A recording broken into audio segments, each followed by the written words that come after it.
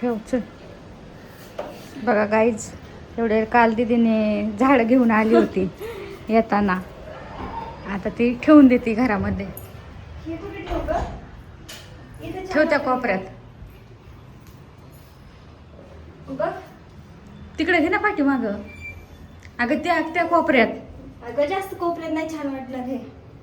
बघ, आणि त्या आरेकाचं एक ठेवते इथे किंवा इकडे. ओके.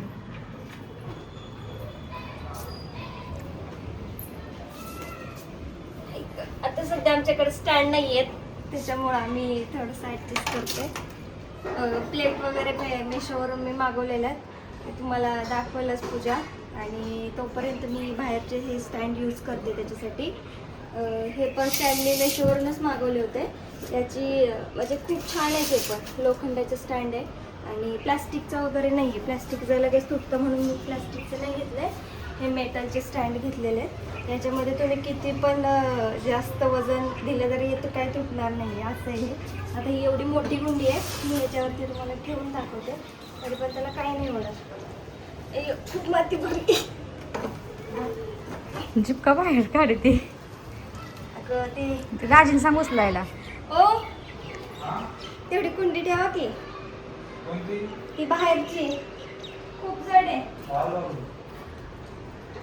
आणि हे स्नेक प्लांट हे मी आतमध्ये ठेवणार आहे बेडरूममध्ये. पहिलं पण आतमध्येच होतं, पण ते वॉश करण्यासाठी मी काढलं होतं बाहेर.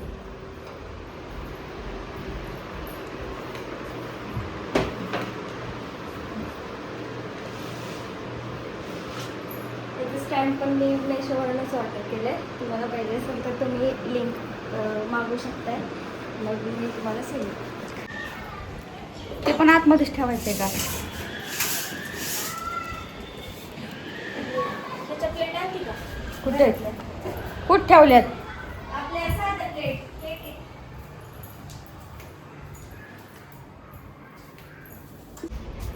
हे पण सुपारीचं झाड आहे.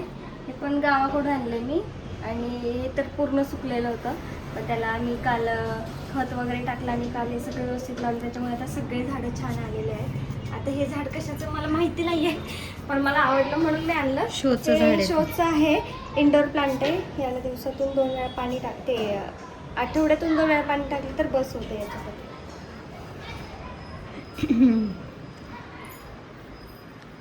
दोन्ही पण टेबलवरच ठेवते होय.